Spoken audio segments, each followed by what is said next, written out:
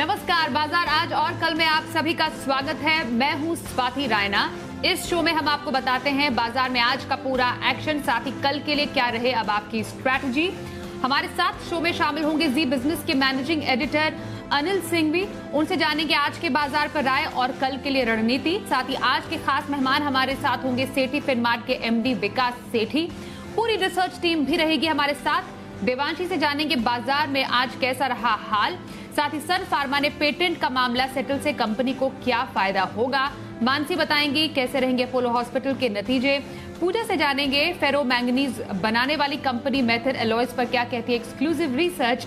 वरुण हमें बताएंगे Brent crude $75 के पार जाने का बाजार पर क्या होगा असर। सबसे पहले बाजार के आज के कारोबार पर डालते हैं एक नजर।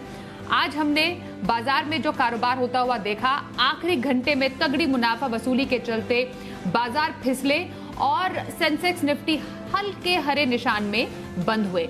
निफ्टी दिन की ऊंचाई से करीब 125 अंक फिसलकर 15,775 के पास बंद हुआ। वहीं सेंसेक्स ने इंट्राडे में नया रिकॉर्ड बनाते हुए पहली बार 53,000 के पार भी वो निकला, लेकिन मुनाफा वसूली के चलते रिकॉर्ड ऊंचाई से सेंसेक्स करीब 450 अंक फिसलकर 52,600 के नीचे बंद हुआ।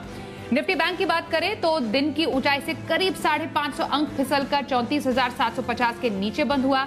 आज ऑटो शेयरों में अच्छी खरीदारी रही। मारुति 5.25% उछलकर निफ्टी का टॉप गेनर बना। वही एफआईआईज और डीआईज की तरफ से आज क्या संकेत मिले हैं समझते हैं। एफआईआईज यानी विदेशी संस्थागत निवेशकों ने कैश मार्केट में 1028 करोड़ रुपए की बिकवाली की, तो डीआईआईज यानी घरेलू संस्थागत निवेशकों ने 302 करोड़ रुपए की आज खरीदारी की है। आइए अब एडिटर स्टेक में अनिल जी से समझते हैं आज के बाजार पर क्या है उनकी राय। पिछले 2 दिनों से जो लगातार बाजार में निचले स्तरों से रिकवरी आती दिख रही गैप से खुलने के बाद, उससे बाजारों में जोश तो मजबूत हुआ और कल बाजार मजबूती के साथ बंद हुए भी। और फिर देर रात अमेरिका में जो तेजी हुई, क्या कहने, लगभग 600 पॉइंट डाउ उछला। उसका फायदा सेंटिमेंट के तौर पर भारतीय बाजारों को मिलना स्वाभाविक था और भारतीय बाजारों ने दमदार शुरुआत की। लगभग 100 पॉइंट ऊपर निफ्टी पर खुलते हुए नजर आए और खुलते ही भारतीय बाजारों में सेंसेक्स ने नया रिकॉर्ड बनाया। पहली बार 53,000 के पार सेंसेक्स निकला आज के सेशन में और निफ्टी भी अपने पुराने रिकॉर्ड 15,901 से सिर्फ 6 पॉइंट दूर लगभग वहां पहुंचा। तो पहला हाफ बेहद दमदार रहा, लेकिन पिछले 2 दिनों की तरह हमेशा जो आपको देखने को मिलता है जैसी ओपनिंग उसके विपरीत क्लोजिंग। 2 दिनों तक लगातार नीचे खुलने के बाद मजबूत क्लोजिंग और आज मजबूत खुलने के बाद नीचे की तरफ क्लोजिंग। तो दिन के अंत में आखिरी 1 घंटे में प्रॉफिट बुकिंग मुनाफा वसूली हावी होती हुई दिखी और पूरे के पूरे गेंस गंवाकर बाजार एकदम फ्लैट बंद होते हुए दिखे। निफ्टी और सेंसेक्स में बैंक निफ्टी लाल निशान में बंद होता हुआ नजर आया, लेकिन बाजार रेंज बाउंड है तो जाहिर सी बात है दोनों तरफ ट्रेडिंग के मौके ट्रेडर्स को मिल रहे हैं। ऊपरी स्तरों पर प्रॉफिट बुकिंग आती दिख रही है तो निचले स्तरों पर खरीदारी भी। डाउ फ्यूचर सुस्त है तो इसलिए अमेरिका में पिछले 5-6 ट्रेडिंग सेशन बड़े उतार चढ़ाव भरे रहे, तो बाजार के लिए यह अंदाजा लगाना मुश्किल हो रहा है कि अमेरिका में आज किस तरह का ट्रेड होगा। और इसी वजह से ट्रेडर्स ने अपनी पोजीशन थोड़ी सी हल्की की। लेकिन ब्रॉडर मार्केट में अगर आप देखें तो एक्शन फिर से भरपूर आता हुआ दिख रहा है। आज ढेर सारे स्टॉक्स ऐसे थे कैश मार्केट के मिड कैप और स्मॉल कैप शेयर जो फिर से फुल फ्लेज एक्शन में आ गए और बढ़िया दमदार तेजी वहां पर बनती हुई दिखी। तो ओवरऑल बाजारों में अगर आप देखें तो तेजी का रुझान बरकरार रहा। भले ऊपरी स्तरों से प्रॉफिट बुकिंग आती दिखी, लेकिन आज जो क्लोजिंग हुई है 15,750 के ऊपर निफ्टी पर और बैंक निफ्टी थोड़ा सा नीचे बंद हुआ है 34,750 के आसपास। वो जरूर थोड़ा सा कमजोर है, लेकिन निफ्टी की क्लोजिंग अब भी मजबूत है, दमदार है और अब तक जो ट्रेंड तेजी का है वो अभी भी कायम है।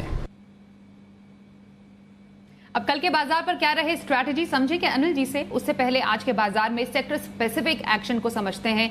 देवांशी आशर है हमारे साथ। देवांशी, जरा बताएं खबरों के दम पर कहां सबसे ज्यादा हलचल थी? बाजार के आज फर्स्ट हाफ में नए रिकॉर्ड्स बनते हुए दिखे, बाजार में शानदार तेजी आती हुई दिखी, लेकिन इसके बाद सेकेंड हाफ में हमने देखा ऊपरी लेवल से कमजोरी आती हुई दिखी।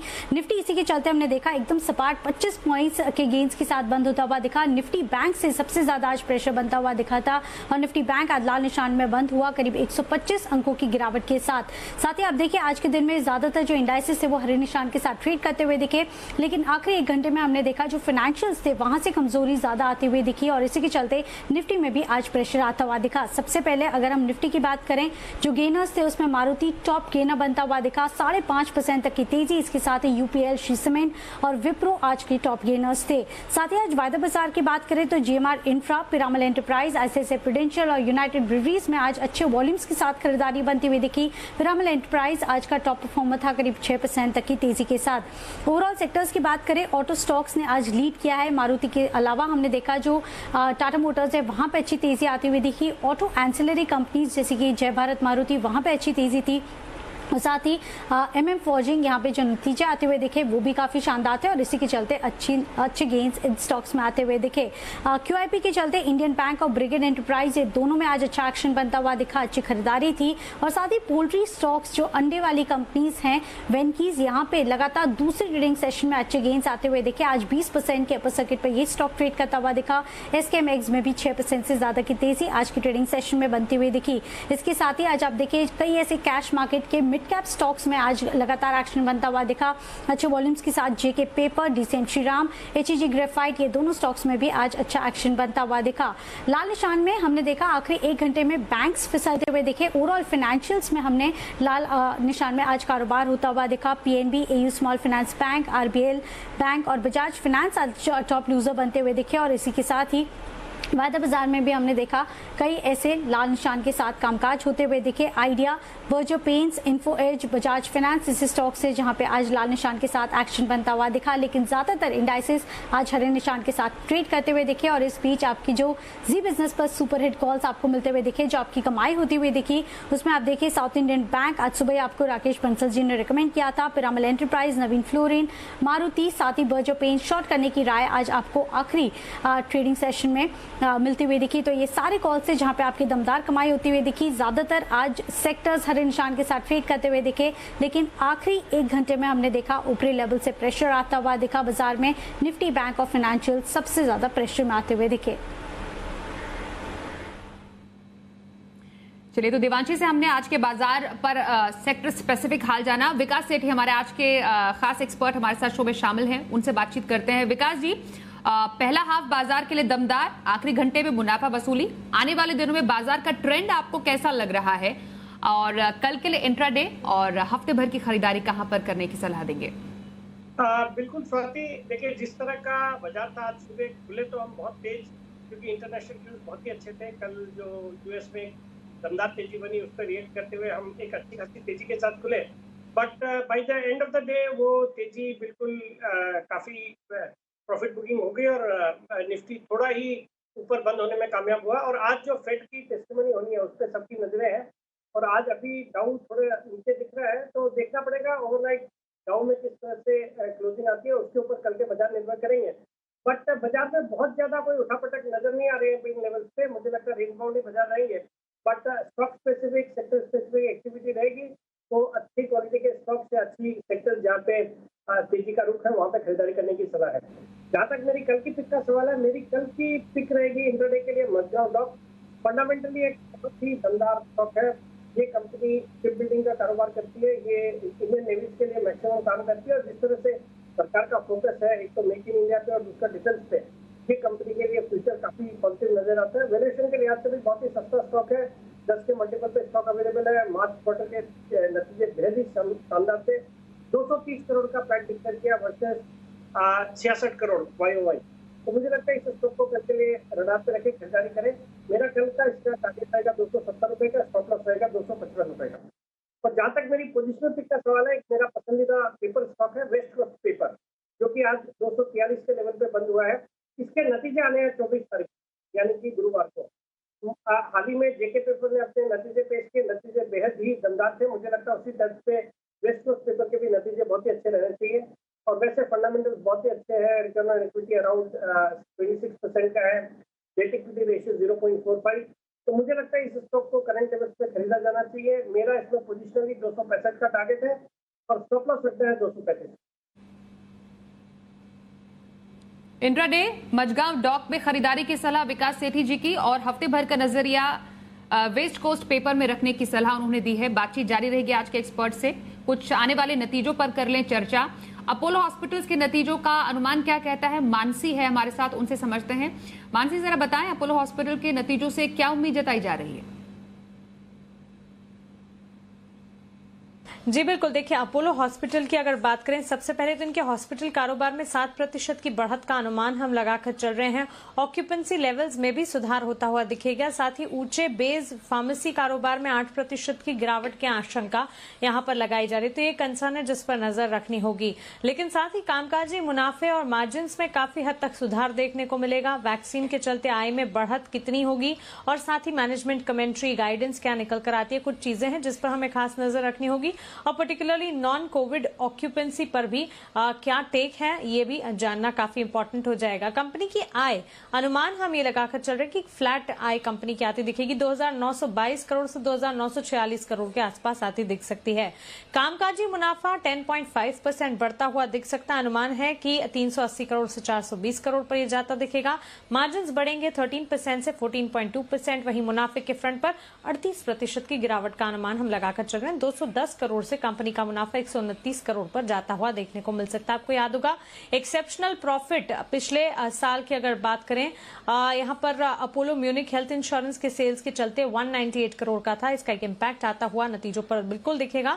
लेकिन साथ ही हॉस्पिटल कारोबार में बढ़त का अनुमान लगाकर चल रहे हैं। ऑक्यूपेंसी लेवल सुधार देखने को मिलेंगे और मैनेजमेंट कमेंट्री पर खास नजर रहेगी। विकास जी, अपोलो हॉस्पिटल्स पर आपकी क्या राय है? क्या नतीजों से पहले पोजीशन रखी जा सकती है? देखिए स्वाति, हॉस्पिटल स्टॉक्स वैसे बहुत अच्छे लग रहे हैं और तो जैसे अपोलो हॉस्पिटल है या फिर एक मिड कैप या छोटी साइज का हॉस्पिटल स्टॉक एस्टर डीएम है, वो मेरे रडार पे रहा और मैंने कई बार उसको रिकमेंड भी करा है। तो हॉस्पिटल्स की हम देख ही रहे हैं, कोविड के केसेस के कारण काफी डिमांड में है और इनकी वर्किंग अच्छी आनी चाहिए। बट चूंकि स्टॉक में ऑलरेडी एक अच्छा खासा रनअप आया हुआ है, तो मुझे लगता है एक बार कल का रिजल्ट देखना चाहिए और उसके बाद जो प्रॉफिट बुकिंग आती है उस दौरान इस स्टॉक को पिक करने की सलाह रहेगी। ओके, तो नतीजों के बाद कुछ रणनीति रखने की सलाह अपोलो हॉस्पिटल्स में। आगे बढ़ते हैं और शो का खास सेगमेंट शर्मा जी का ऑप्शन देखते हैं हम।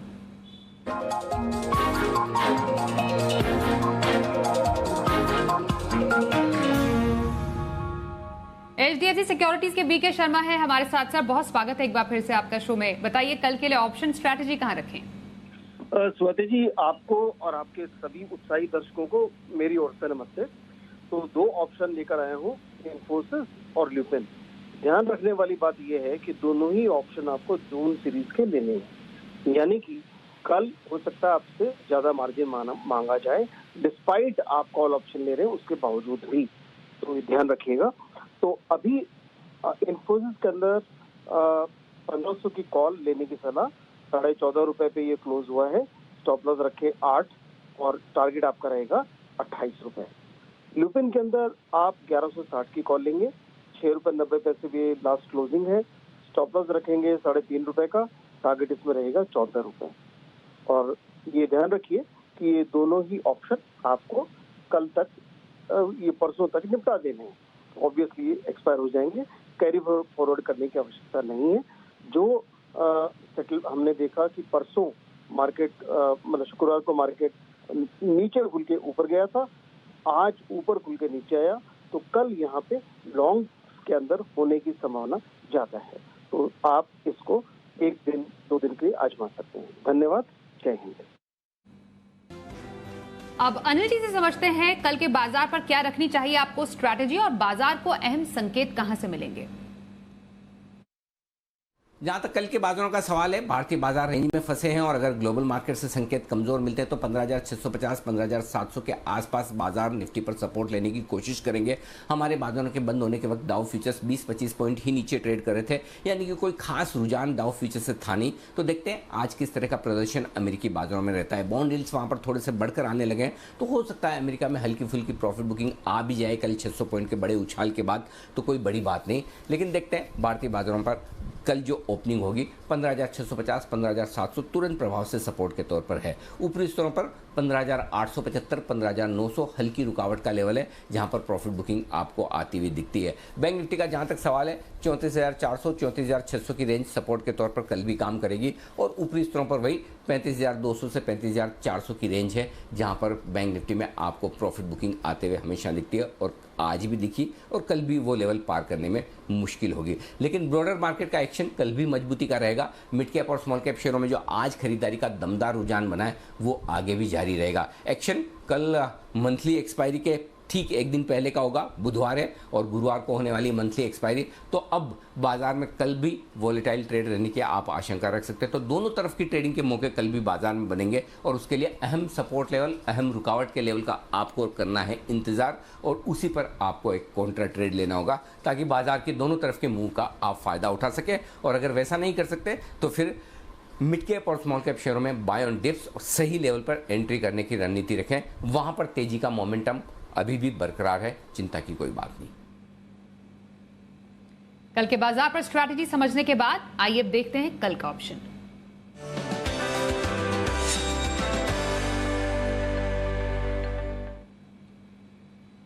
एक्सिस सिक्योरिटीज के राजेश पालविया हैं हमारे साथ। सर, बहुत स्वागत है आपका शो में। कल के लिए ऑप्शन स्ट्रैटेजी कहां पर सजेस्ट करेंगे? या गुड इवनिंग। सो देखिए, मार्केट में जिस तरीके से रिकवरी हुई है लोअर साइड से और आज भी अगर मार्केट में देखें तो most part of the day में मार्केट बुलिश टेरिटरी में ट्रेड करते हुए दिखा और जिस तरीके से सेटअप बने हुए हमें लगता है कि निफ्टी में 15,800 15,900 तक के लेवल एक्सपायरी के पहले वापस देखने को मिलेंगे। तो हम 15,800 का कॉल ऑप्शन बाय करने की सलाह देंगे। अगर देखें तो आज के सेशन में पुट राइटर्स भी एग्रेसिव थे लोअर साइड पे, हालांकि अगर 15,900 16,000 की स्ट्राइक पे कॉल राइटर्स ने भी काफी पोजीशन ऐड की है तो काफी ट्रिकी होगा कल का सेशन। अगर वापस हम 15,800 के ऊपर ट्रेड करते हुए दिखेंगे तो एक शॉर्ट कवरिंग का मूव जरूर देखने को मिल सकता है। तो 15,800 का कॉल ऑप्शन 50 रुपए में बाय करना है, 35 रुपए के आसपास का स्टॉप लॉस रखेंगे और इसमें हमें लगता है टारगेट 80 रुपए तक आते हुए दिख सकते हैं। स्टॉक स्पेसिफिक बात करें तो हमें यहाँ से इंश्योरेंस सेक्टर में आईसीआईसीआई प्रूडेंशियल काफी अट्रैक्टिव लग रहा है। स्टॉक में जिस तरीके से बाइंग एक्शन पिछले 3-4 सेशन से देखने को मिली है एक्सपायरी के पहले, तो ये स्टॉक में हमें लगता है 625 तक के टारगेट आते हुए दिख सकते हैं कल के सेशन में। तो 590 के स्टॉप लॉस से आईसीआईसीआई प्रूव बाय किया जा सकता है। बहुत शुक्रिया राजेश जी, कल के लिए ऑप्शन स्ट्रेटेजी आपने बताई हमें। अब विकास जी आपके पास आ रहे हैं और जानेंगे आपकी लॉन्ग टर्म स्ट्रेटेजी। हाँ बिल्कुल स्वाति, आज के लिए जो मेरा लॉन्ग टर्म पिक है वो एक होटल स्टॉक है, इंडियन होटल्स। टाटा ग्रुप का होटल स्टॉक है। एक अनलॉक की थीम अब काफी फोकस में है और जिस तरह से हम अब कोविड के बाद अब नॉर्मलसी की ओर बढ़ रहे हैं, मुझे लगता है सही समय है होटल स्टॉक्स में निवेश करने का। टाटा ग्रुप की इनकी प्रॉपर्टीज है और जिस तरह के वैल्यूएशन पे ये ट्रेड करता है मुझे लगता है बहुत ही डीपली अंडरवैल्यूड स्टॉक है अगर आप इनकी प्रॉपर्टीज की वैल्यू को देखें तो।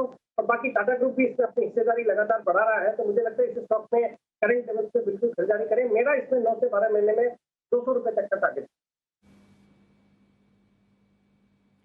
तो लॉन्ग टर्म खरीदारी के लिए इंडियन होटल्स को चुना है विकास सेठी जी ने अपनी पसंदीदा पिक के तौर पर। बहुत शुक्रिया विकास जी, आप हमारे साथ आज शो में शामिल हुए। साथ ही हमारे तमाम सहयोगियों का भी बहुत शुक्रिया हम तक एक्सक्लूसिव खबर और रिसर्च पहुंचाने के लिए। आज के लिए शो में बस इतना ही।